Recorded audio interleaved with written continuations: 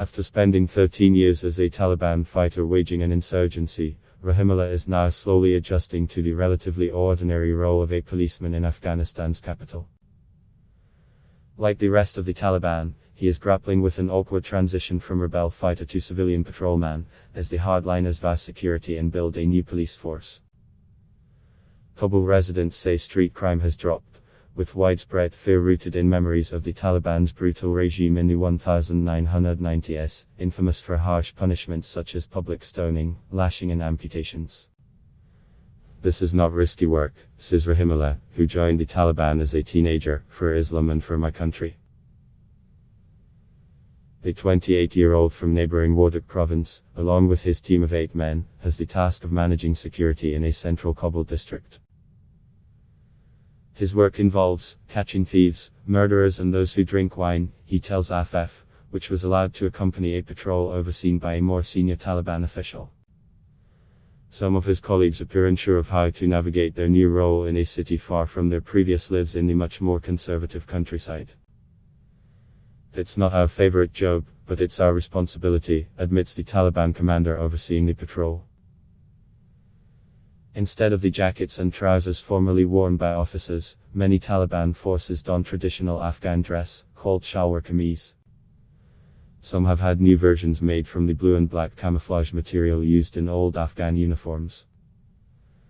At one station, in Kabul's 10th district, the emblem of the previous police force can still be seen, near the Taliban's white and black banner. Taliban punishments have already been on display in some parts of Afghanistan. Last week, the bodies of 4 suspected kidnappers were hung from a crane in the city of Herat. The old police force, created by the international powers that drove out the Taliban in 2001, no longer exists. It collapsed when the Taliban swept back into power on August 15, as former police and civil servants fearful of revenge and abuse scurried into hiding or fled the country.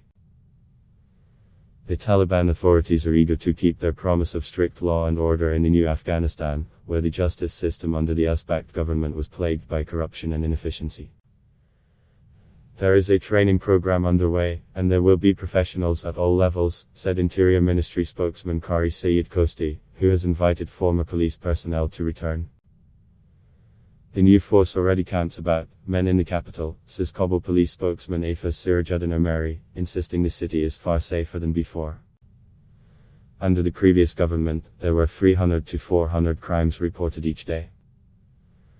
Now in total they report around 15 a day, said Omari as he drove a dusty old Toyota Corolla through the city, his car radio playing religious songs. It is not possible to independently verify those numbers, but Kabul residents generally agree that robberies and kidnappings, previously rampant, have eased. With the war between the collapsed Afghan security forces and Taliban now over, bombings, largely carried out by the insurgent group, have also dramatically decreased.